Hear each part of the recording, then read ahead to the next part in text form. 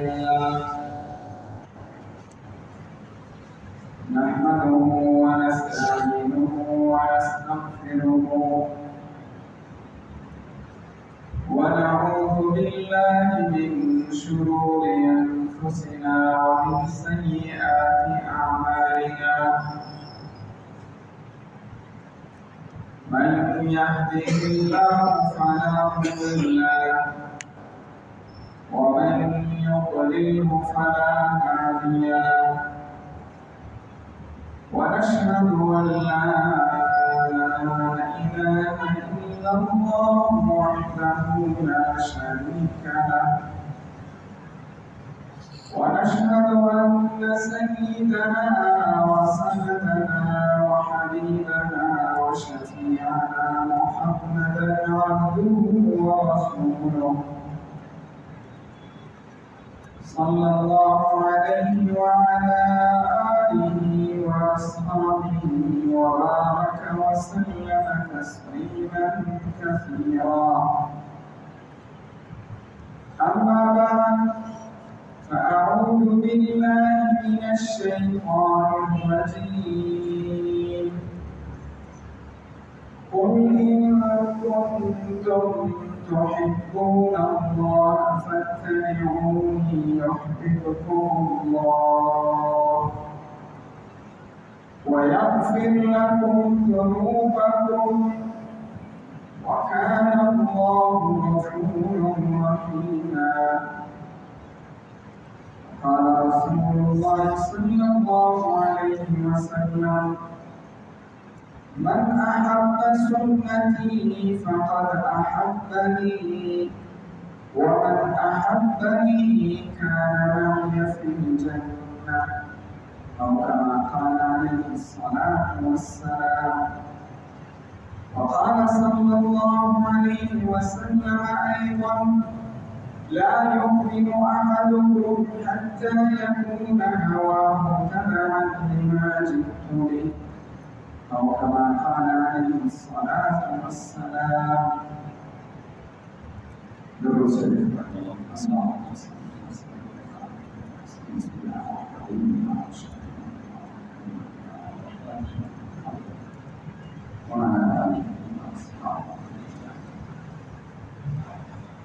میرے محترم دوستوں،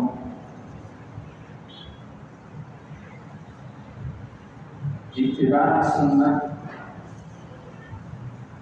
اور محبت رسول صلی اللہ علیہ وسلم ان دونوں کا آپس میں کافی تعلق ہے، کافی جوڑ ہے۔ جو بھی آدمی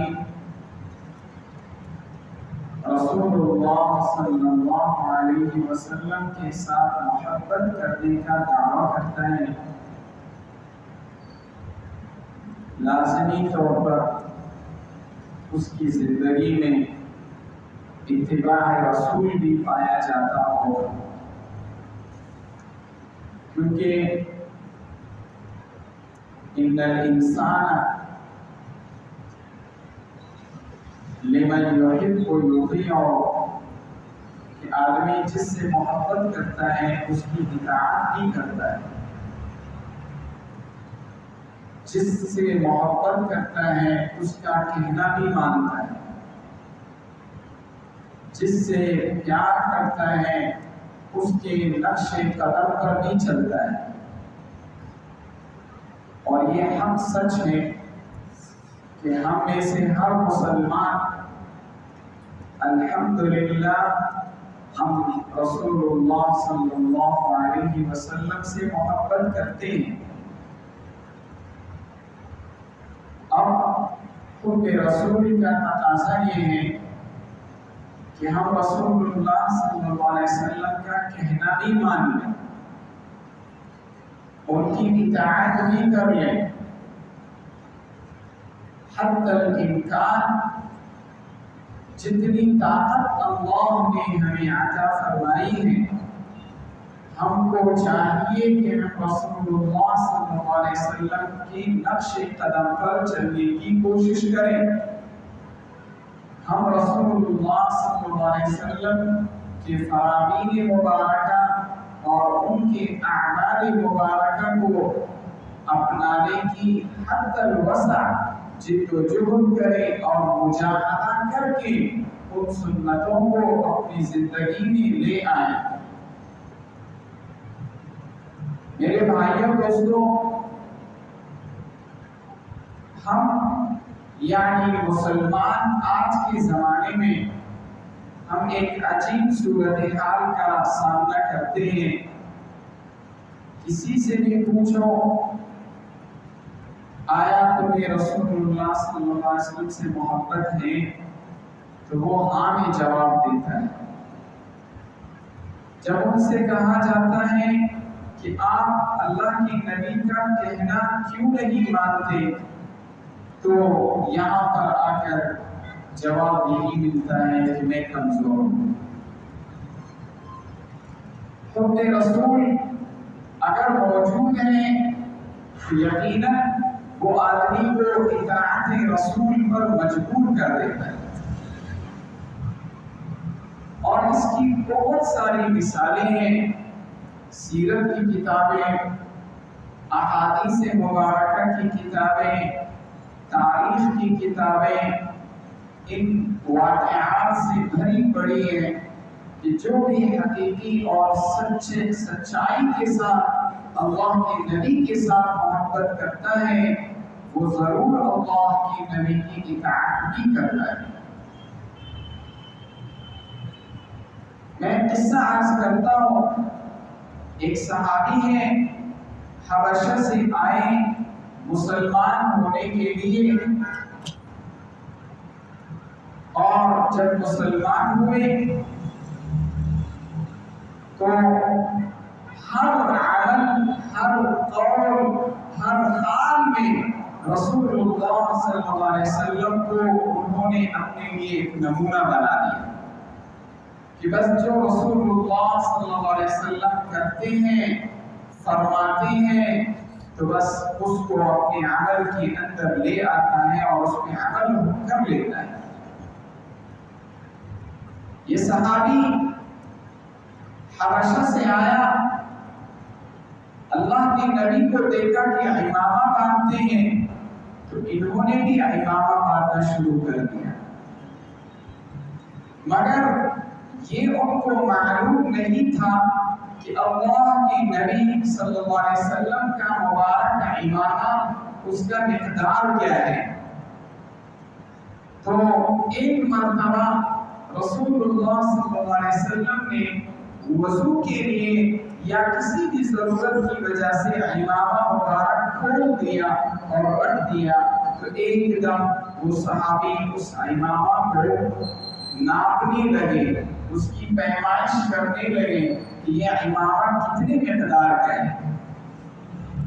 تو جب ناپا تو جو امامہ وہ صحابی پہنتے تھے وہ 3 یا 4 انگلیاں بڑا تھا، رسول اللہ صلی اللہ علیہ وسلم کے مبارک امامی سے ایک دم قینچی لایا اور اپنے امامہ کو 3 یا 4 انگلیاں کاٹ دیا کہ جو امامہ جس مقدار میں رسول اللہ صلی اللہ علیہ وسلم باندھتے ہیں، کیا مجال کہ میں اللہ کی نبی سے محبت کا دعویدار بھی بنوں اور میرا امامہ مقدار میں رسول اللہ کے امامے سے بڑا ہو جائے، یہ میں برداشت نہیں کر سکتا صلی اللہ علیہ وسلم۔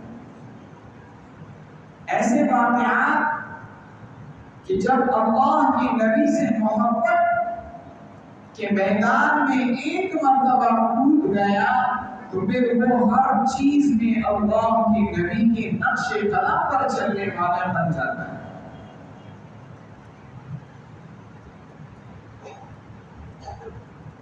یہی صحابی ہے، ایک عجیب واقعہ ہے، حالانکہ یہ کوئی واجب یا اس طرح کی سنت بھی نہیں ہے کہ آدمی لازمی اس پر عمل کر لے، مگر ان سے برداشت نہیں ہو رہا تھا۔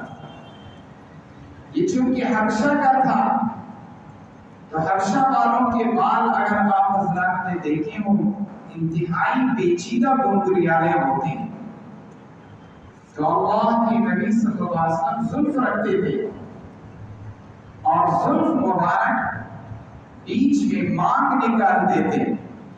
تو اس صحابی نے کافی کوشش کی مگر مانگ نہیں نکل رہا تھا ان کے بالوں میں. تو ایک مرتبہ انہوں نے ایک لوہے کو گرما دیا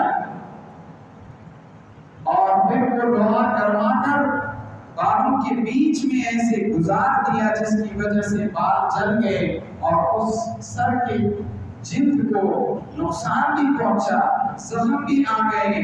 رسول اللہ صلی اللہ علیہ وسلم نے ان سے پوچھا کہ یہ تم نے کیا کیا ہے؟ انہوں نے کہا یا رسول اللہ صلی اللہ علیہ وسلم آپ کے زلف مبارک میں مانگ تھی تو میں نے بھی کہا کہ میں مانگ نکالنا چاہوں، نہیں نکل رہا تھا تو بس میں نے اس طریقے سے نکالنے کی کوشش کی. یہ محبت انسان کو بہت مشکل کام بھی ان سے کروا دیتا ہے، لیکن ضروری یہ ہے کہ وہ محبت سچی ہو، وہ محبت حقیقی ہو، وہ محبت منافقانہ دعووں پہ مبنی نہ ہو. تب جا کر وہ محبت انسان کو بہت سارے کاموں پہ مجبور کر دیتا ہے. میرے محترم دوستوں، ہمارے بر صغیر کے علاقے میں ایک ایسے محسن عالم ربانی گزرے ہیں جن کا پورے بر صغیر پر نہیں بلکہ تقریباً پورے عالم پر ان کا احسان ہے. حضرت شیخ احمد مجدد الفسانی احمد سرہندی رحمہ اللہ تعالی رحمۃ واسعہ، انہوں نے اتباع سنت کے 7 مراحل کا تذکرہ کیا، مگر عام طور پر علماء 3 مراحل کا تذکرہ کرتے ہیں کیونکہ عوام کے سامنے وہ باقی 4 مراحل وہ انتہائی گہرے تصوف کے ساتھ ان کا تعلق ہے، وہ عوام کو نہیں بتا سکتے ہیں کیونکہ وہ مشکل میں پڑ جاتے ہیں. ابتدائی 3 مراحل کا تذکرہ علماء کرتے ہیں کہ اگر کوئی آدمی یہ چاہتا ہے کہ میں رسول اللہ صلی اللہ علیہ وسلم کی سنتوں کی پیروی کرنا چاہتا ہوں، میں اللہ کے نبی کی سنتوں پر عامل بننا چاہتا ہوں، اس کو چاہیے کہ ابتداءً یہ 3 مراحل سے گزر جائے. پہلا مرحلہ اتباع سنت کا حضرت مجدد الفسانی رحمہ اللہ فرماتے ہیں وہ ہے اعمال ظاہرہ میں اللہ کی نبی کی پیروی کا. ظاہری اعمال، اب ظاہری اعمال میں اتباع سنت کرو، یہ ایک پورا ایک بڑا سمندر ہے. اعمال ظاہرہ، ظاہری اعمال میں میرے بھائیوں دوستوں نماز آ جاتی ہے، روزہ آ جاتا ہے، حج آ جاتا ہے، زکوٰۃ آ جاتی ہے، اسی طرح جہاد فی سبیل اللہ، دعوت الی اللہ، تلاوت قرآن، ذکر الہی، دعا مانگنا، قربانی کرنا، اور یہ تو عبادات کا شعبہ ہے. آپ عبادات سے دوسری طرف آپ چلے جائیں، معاشرت، رہن سہن، ہمارا اٹھنا بیٹھنا جن لوگوں کے ساتھ ہے ان کے ساتھ بھی اللہ کی نبی کی سنتوں کو اپنی زندگی میں لے آنا، یہ اتباع سنت کا پہلا مرحلہ ہے. عبادات میں بھی یہ دیکھنا کہ اللہ کے نبی نے یہ عبادت کیسے کی ہے. معاشرت میں دیکھنا کہ اللہ کے نبی اپنے ازواج مطہرات کے ساتھ کیسے زندگی گزاری، اپنی اولاد کے ساتھ کیسے زندگی گزاری، دوستوں کے ساتھ کیسے رہے، دشمنوں کے ساتھ کیسا سلوک رہا، اپنے محلہ دار لوگوں کے ساتھ کیسا سلوک رہا، ہمسایوں کے ساتھ کیسا سلوک رہا. یہ معاشرت ہے. اور اسی طرح سے معاشرت سے آگے جائیں اخلاقیات میں، کہ اخلاق میں اتباع سنت ہونی چاہیے، اور اس سے بھی ایک آگے ایک اور قدم جائیں معاملات میں، ہمارا لینا دینا، ہماری خرید اور فروخت، ہمارے کسی کو قرضہ دینا لینا، یہ معاملات میں اللہ کی نبی کی سنتوں کی پیروی کرنا. اور اسی طرح سے حکومت اور سیاست میں اللہ کے نبی کی سنتوں کی پیروی کرنا. میرے بھائیوں دوستوں، میں وہ دوسرے مرحلے کی طرف فی الحال نہیں جاتا ہوں. یہ جو اعمال ظاہرہ ہیں، ظاہری اعمال ہیں، ان میں اللہ کی نبی کی سنتوں پر عمل کرنا آج کل ہمارے مسلمانوں میں انتہائی کم نظر آتا ہے. 100% میں اگر 2-3% بھی اللہ کے نبی کی سنتوں پر عمل کرنے والے ہوں تو بہت بڑی بات ہے. نہیں، 97-98% یعنی 100 میں 97-98 لوگ ایسے ہیں جن کی زندگی اللہ کی نبی کی سنتوں کے خلاف چلتی. ہم نے اتباع سنت کس کو قرار دے دیا؟ یہ بھی ہماری غلطی ہے. ہم کہتے ہیں بس داڑھی رکھ لی، بس ساری سنتوں پہ عمل کرنا ہو گیا، امامہ باندھ لیا، ساری سنتوں پہ عمل ہو گیا. اور اگر کپڑے لباس صالحین کا پہن لیا، ہم کہتے ہیں ساری سنتوں پہ عمل کر لیا. نہیں میرے بھائیو دوستو، یہ سنتوں کے چند جزئیات ہیں، یہ سنتوں کے چند افراد ہیں جن پہ ہم عمل کرتے ہیں. اللہ کی نبی صلی اللہ علیہ وسلم، اللہ نے ان کو کامل نمونہ بنا کے بھیجا ہے. اور جو زندگی ایک انسان گزارتا ہے، جس میدان میں رہ کر گزارتا ہے، وہ ساری زندگی رسول اللہ صلی اللہ علیہ وسلم سے اللہ نے کروائی ہے. استاد اگر دیکھنا چاہتا ہے کہ میرے لیے اللہ کی نبی کی سنت کیا ہے، اللہ کی نبی کو اللہ نے استاد بھی بنا کر بھیجا تھا، خاوند بنا کے بھیجا تھا، ساتھی بنا کر بھیجا تھا، قاضی بنا کر بھیجا تھا، حاکم بنا کر بھیجا تھا، نبی اور رسول بنا کر بھیجا تھا، ماں باپ کی اولاد بنا کر بھیجا تھا. یہ یعنی ایک انسان کی زندگی کے جتنے شعبے ہیں، اللہ کی نبی صلی اللہ علیہ وسلم نے قول کے ذریعے، فعل کے ذریعے اور اپنی تعلیمات کے ذریعے رسول اللہ صلی اللہ علیہ وسلم نے وہ سارے شعبوں کو زندہ کر کے لوگوں کو، امت کو اس کی تعلیم دی. نماز سنت کے مطابق پڑھ لینا، روزہ سنت کے مطابق رکھ لینا، زکات سنت کے مطابق ادا کرنا، حج سنت کے مطابق ادا کرنا، عمرہ سنت کے مطابق ادا کرنا، تلاوت سنت کے مطابق کرنا، دعا سنت کے مطابق مانگنا، ذکر الہی سنت کے مطابق کرنا، اور کسی کے ساتھ احسان کرنا ہو، اچھائی کرنا ہو سنت کے مطابق کرنا، کسی کی مدد کرنا ہے سنت کے مطابق کرنا. تب جا کر آدمی یہ کہہ سکتا ہے کہ ہاں میں رسول اللہ صلی اللہ علیہ وسلم کی سنتوں کو اپنی زندگی میں لانے کی کوشش کر رہا ہوں. کوئی آدمی دعویٰ نہیں کر سکتا کہ میں مکمل متبع سنت، کوئی آدمی یہ دعویٰ نہیں کر سکتا. صحابہ اگر کرنا چاہتے صحابہ کر سکتے، صحابہ کر سکتے. میں اور آپ یہ دعویٰ کبھی نہیں کر سکتے کہ میں مکمل متبع سنت ہوں، کیونکہ ہم اندر سے جوڑ گئے، کیونکہ ہمارا گفتار ایک طرح کا ہے، ہمارا کردار دوسری طرح کا ہے. ہم یہ نہیں کہہ سکتے. یہ انتہائی بڑا المیہ ہے. ہم اتباع سنت کو چند مخصوص جزئیات تک محدود رکھتے ہیں. بس کسی نے اگر امامہ پہن لیا یہ تو بہت بڑا ولی اللہ بن گیا. اگرچہ یہ بہت بڑی سنت ہے، یہ بھی داڑھی رکھنا یہ سنت مؤکدہ قریب من الواجب ہے، واجب کے قریب ہے.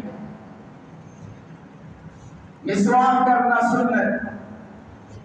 میں ان جزیات میں فی الحال نہیں جانا چاہتا ہوں، بہت مختصر ہوتا ہے.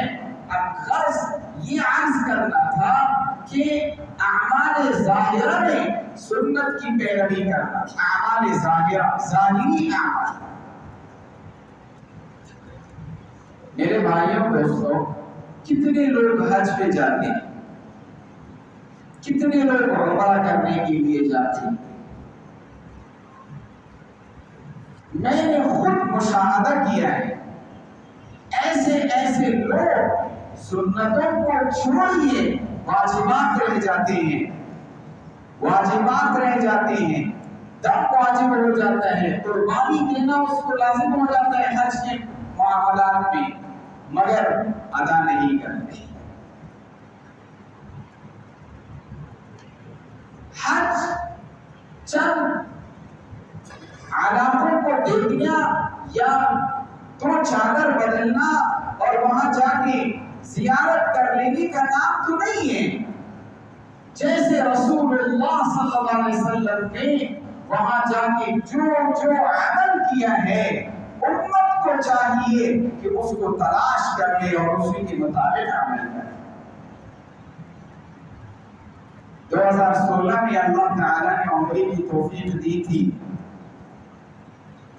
وہاں حیدرآباد، انڈیا کے حیدرآباد کا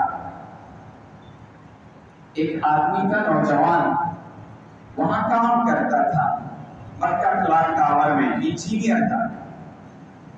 عائشہ مسجد ہم گئے تھے احرام باندھنے کے لیے، تو لبیک ہم پڑھ رہے تھے تو یہ میرے قریب آیا، مجھے کہا مجھے آپ عالم لگ رہے ہو. میں نے کہا بس اللہ نے تھوڑا سا علم دیے ہیں. مجھے ہاتھ سے پکڑا اور مجھے کہا کہ آپ ایسا کرو، مجھے سنت کے مطابق عمرہ کراؤ. جیسے رسول اللہ صلی اللہ علیہ وسلم نے تلبیہ پڑھا ہے اور حجر اسود کے پاس کیسے کھڑے ہوئے، استلام کیسا ہے، استقبال کیسا ہے، طواف کیسے کرنا ہے، صحیح کے سنت کے مطابق مجھے کراؤ. میں نے اس کو اپنے ساتھ کر لیا. جو چیزیں اللہ نے یاد کرائی تھی وہ ان سے بھی کروائی. بعد میں اس کی آنکھوں میں آنسو تھے. مجھے کہا میں ہر مہینے میں ایک عمرہ کرتا ہوں، مجھے مہینے میں ایک چھٹی ملتی ہے، میں ہر مہینے میں ایک عمرہ کرتا ہوں، مگر جو مزہ اس عمرے کا آیا ہے مجھے کسی عمرے کا نہیں آیا. یقیناً اتباع سنت کا ایک ذوق ہوتا ہے، اتباع سنت کا ایک ذائقہ ہوتا ہے، اتباع سنت کی ایک مٹھاس ہوتی ہے، اتباع سنت کے اندر اللہ نے ایک شیرینی رکھی ہوئی ہوتی ہے جو کہ بدعات میں نہیں ہوتی. بدعات میں وہ چیز نہیں ہوتی.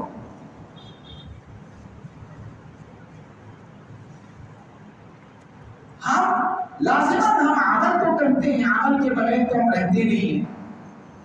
عمل تو ہمارے اعمال سے، ہمارے بدن سے صادر ہوتا ہے، لیکن اگر وہی عمل میں اللہ کی نبی کی سنت کے مطابق کر لوں تو کیا قیامت آئے گی؟ بلکہ اس عمل میں نور پیدا ہوگا، اس عمل میں روشنی پیدا ہوگی، اس عمل میں اللہ کی ربوبیت کا فیصلہ کرتا ہے. ابھی ہم جمعے کی نماز پڑھیں گے. میں ایک سنت کا عرض کر دیتا ہوں. مثال کے طور پر یہ جو اعلان ہوتا ہے کہ صفوں کو درست کیجیے، صفوں کو درست کر کے کھڑے ہو جائیں، کیونکہ فرشتوں کی صفت اللہ نے یہی بیان کی ہے، وَالصَّافَّاتِ صَفًّا. اصل میں ان فرشتوں کی جو صف باندھ کر اللہ کی عبادت کے لیے کھڑے ہوتے ہیں، صف باندھ کر. تو نماز سے پہلے اعلان ہوتا ہے کہ صفوں کو درست کیجیے. یہ اللہ کی نبی کی ایک اہم ترین سنت ہے.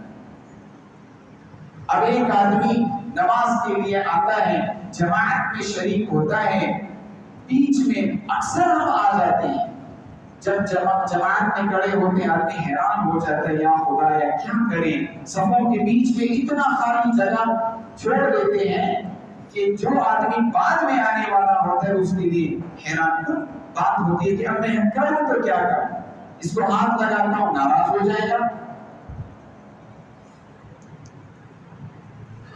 اور حدیث مبارک میں آتا ہے من وصل صفا وصله اللہ ومن قطع صفا قطعه اللہ، جس نے صف کو جوڑا اس کو اللہ اپنے ساتھ جوڑ دے گا، اپنی رحمت کے ساتھ جوڑ دے گا۔ جو صف کو کاٹ دیتا ہے اللہ اس کو اپنی رحمت سے کاٹ دیتا ہے۔ یہ ایک مثال عرض کر رہا ہوں، نماز میں پڑھتا ہوں، میرے دل کے اندر ایک سوال پیدا ہو جائے کہ رسول اللہ صلی اللہ علیہ وسلم نے وضو کیسے بنایا، میں اس طرح کا وضو بنانا چاہتا ہوں۔ ایک حدیث مبارک یاد آ گئی، ابھی اللہ نے ذہن میں ڈال دی۔ ابو موسیٰ اشعری رضی اللہ تعالی عنہ صحابی رسول ہیں، انہوں نے اپنے قبیلہ اشعر قبیلے کے سارے مردوں کو، عورتوں کو، بوڑھوں کو، بچوں کو، جوانوں کو، سب کو اکٹھا کیا کہ آؤ اکٹھے ہو جاؤ۔ سب کو اکٹھا کر کے فرمایا کہ تم لوگ ادھر بیٹھ جاؤ، میں وضو بناتا ہوں، ایسا وضو بناتا ہوں جیسے رسول اللہ صلی اللہ علیہ وسلم نے وضو بنایا، تم لوگ بھی اس طرح کا وضو بنانا سیکھ لو۔ یہ صحابہ ہیں، اللہ کے نبی صلی اللہ علیہ وسلم نے جیسے وضو فرمایا، مسلمان کو چاہیے کہ اس کے دل میں ایک درد پیدا ہو کہ میں اس طرح کا وضو بنانا چاہتا ہوں، کہ میں رسول اللہ صلی اللہ علیہ وسلم سے محبت کرتا ہوں، حب رسول ہے میرے سینے کے اندر، میرے دل کے اندر۔ تو اللہ کے نبی نے وضو کیسے بنایا، غسل کیسے کیا، مسواک کیسے استعمال کی ہے۔ مفتی محمد شفیع رحمہ اللہ تعالی اور دیگر علماء نے بھی اس کو ذکر کیا ہے کہ مسواک کو جب آپ پکڑتے ہو تو اسے مکمل ہاتھوں میں ایسے نہیں پکڑنا ہو، ایسے دو انگلیوں کو اوپر کر کے اور یہ نیچے کر کے وہ مسواک کو پکڑ کے پھر پہلے دائیں طرف اوپر، پھر بائیں طرف اوپر، پھر دائیں طرف نیچے، پھر بائیں طرف نیچے، اس طریقے سے آپ مسواک کو لگائیں۔ ایسے نہ کرو کہ مسوڑوں کو تکلیف ہو جائے گی۔ مسواک استعمال کرنے کی سنت بھی فقہاء نے بتائی کہ مسواک کو کیسے استعمال کرنا ہے۔ ہاتھوں پہ پانی ڈالنے کی سنت فقہاء نے بتائی ہے کہ پانی ایسے نہ ڈالو، ہاتھ کو ایسے نہ پکڑو کہ آپ پانی کو ایسے ڈالو، بلکہ پانی ایسے لے کر ایسے ڈالو۔ یہ فقہاء نے سنت بتائی ہے کہ رسول اللہ صلی اللہ علیہ وسلم نے وضو کیسے بنائی۔ یہ مثالیں عرض کر رہا ہوں، ورنہ اتباع سنت یہ ایک سمندر ہے، سمندر۔ میں مسلمان ہوں، الحمدللہ میرے اندر ایک جذبہ ہونا چاہیے۔ وہ جذبہ کیا ہونا چاہیے کہ میرے رسول صلی اللہ علیہ وسلم نے جیسے وضو بنایا، جیسے غسل بنایا، جیسے کپڑے پہنے ہیں میں ویسے ہی کروں، کیسے نماز پڑھی ہے میں ویسے نماز پڑھوں۔ انشاءاللہ میں تفصیل سے ایک چیز کو آپ کے سامنے رکھنا چاہوں گا اور اللہ سے دعا کرتا ہوں کہ اللہ ہمیں اتباع سنت کی زندگی نصیب فرمائے۔ اتباع سنت آئے گی، بدعت بہت نکل جائے گی۔ جاء الحق وزهق الباطل ان الباطل كان زهوقا۔ یہ بدعات، یہ خرافات یہ کیوں آ گئی؟ کیونکہ ہمیں سنتوں کا علم نہیں، ہماری زندگی میں سنت نہیں ہے، بس جس نے جو بات بتائی بس اس کو کرنے لگے۔ یہ اعمال ظاہرہ کا مرحلہ ہے۔ مجدد الفسانی صاحب کو ایک اور مرحلہ بھی اعمال قلب کا بتاتے ہیں، پھر کیفیات کا بتاتے ہیں، انشاءاللہ اگر زندگی رہی میں تفصیلاً وضو کا، نماز کا، حج کا، عمرے کا، ایک ایک عمل ظاہری کا بھی آپ کو سنتیں بتاؤں گا، اور اللہ سے دعا کرتا ہوں کہ اللہ ہمیں متبع سنت مسلمان بنائے۔ ہمیشہ ہماری زبانوں میں ایک جملہ ہوتا ہے، مولوی صاحب سنت ہے نا، فرض تو نہیں ہے نا، سنت ہے۔ عجیب بات ہے، سنت ہے کہ مطلب یہ پھر نہ کرو کہ اللہ کے نبی نے کیوں کیا ہے؟ جس کے دل کے اندر سے سنت کی اہمیت نکل گئی، یاد رکھنا اس کی زندگی کو دیکھنا، اس کی زندگی سے فرائض بھی نکل جائے۔